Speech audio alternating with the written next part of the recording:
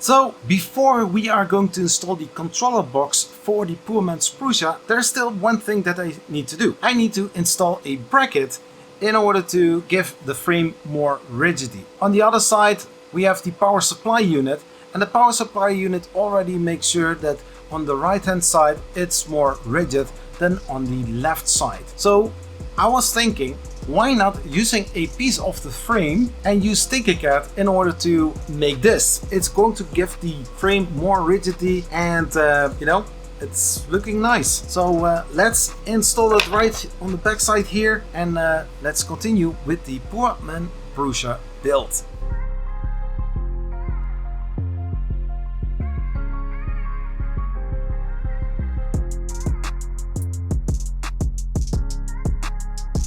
Well, this part is done. I need to wait until the Gloop is fully cured. In the meantime, I also attached the motor for the Z-axis on the left side back to its place. The screws, I have taken longer ones instead of the 12. I took the 14. Now the only thing that I need to do, and I don't know if you have seen it in the previous video or a few videos back, when I was showing the bottom side of the printer, I noticed that there is a little dip on the back side of the frame. Here on this place, there is a little dip. It's supported, but here is also tension from the belt. And as I did notice, there is some little, little curvature here. We don't want to have that. So I reprinted this part. So I'm going to replace that as well.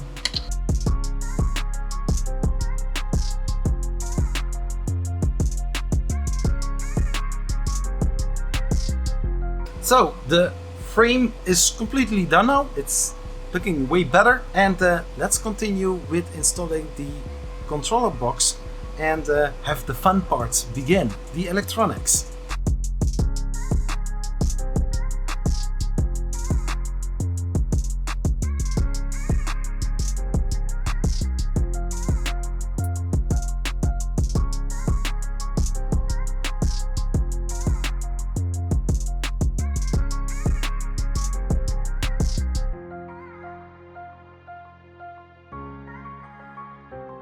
So now the part comes where I need to do the wiring. That means also crimping and also making some sacrifices, but that I will tell a little bit later. For crimping, most of the wires that you will get with stepper motors, this side is going into the stepper motor, the other side is going into the controller box. Prusa, or the board that Prusa uses, is not these, it are these. It are some kind of DuPont connectors with a clipping or a security clip. Very nice. Also simple to crimp. I already had some wires where I already had that on there. Also, I need to check out which kind of color code that I need for the main board so that all stepper motors are running as they should.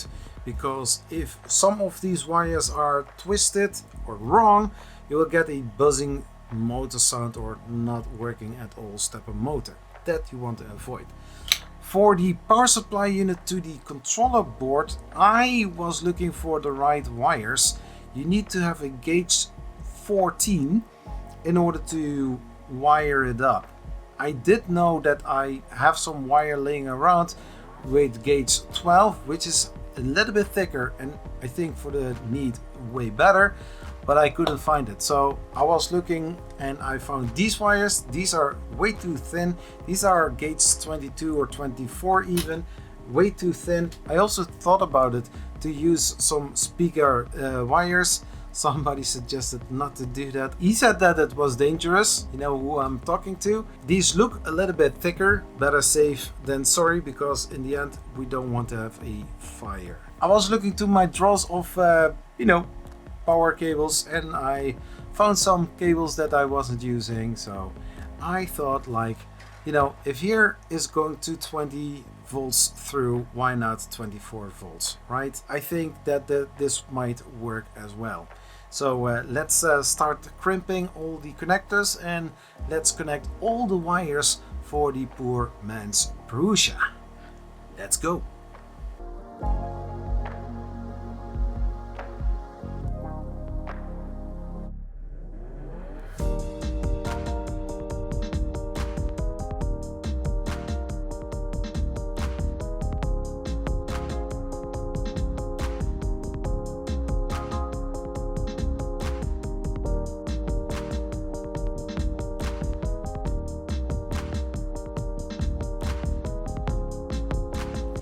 So now all the crimping that needs to be done is finally done. It is a lot of tedious work. If you have never crimped before, I suggest to test it out, try out and practice a lot, because if you are going to do something like this, a wire has a specific length. So in the end there's a possibility that you have too little wire and that you don't want to have. So we are going to continue with installing all the connectors on the right places. Some of the wires are probably a little bit longer, but that we will cover with some zip ties and some other methods in order to get some nice cable management. I used one of the pictures on the website from Prusa in order to get all the connectors right. So blue, red, green, black. That's also what I saw here to make sure that on the controller board all the wires are on the right order. For the stepper motor side, I don't know, because these are normal regular stepper motor wires. So we will see what is going to happen. So as you can see on this side there is the plus, the positive, and this is the negative. And so I have marked the brown wire black, so that I know for the other side that the brown wire is the black wire and the blue wire is the red wire. So now we are going to flip the printer on its side and let's route the wires the right way. I know that this looks very sketchy. This is the first time that the Poor Mans Prusa is laying on its side. Oh my gosh. No, nothing too fancy. I'm going to route the wires like mentioned in the instructions next to here, and we are going to make something nice out of it. So let's do that.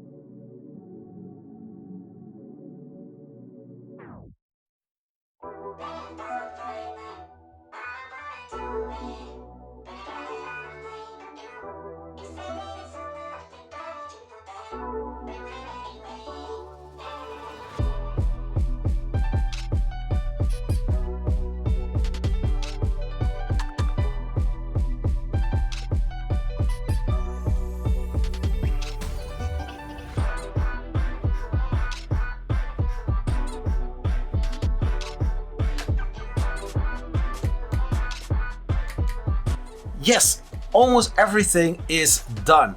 There are some little things that I still need to do in order to print with the Poor Mans Prusa i3 MK3S. The wiring, it is an amazing thing.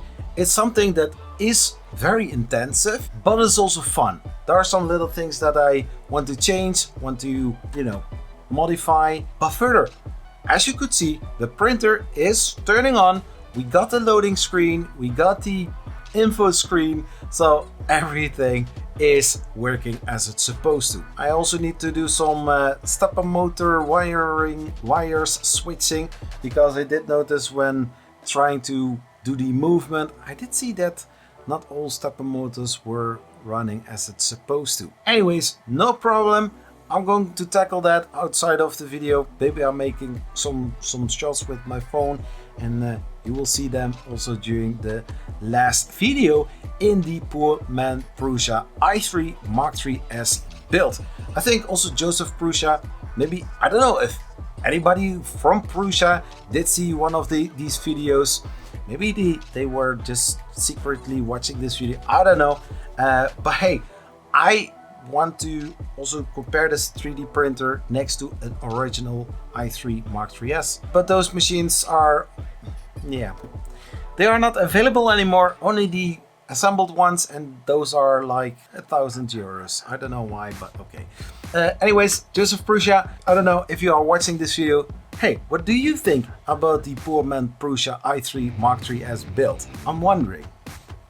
There's another i3 3D printer that I potentially can do something similar with. Or we are going for extra large. I already did some digging. Can I do it?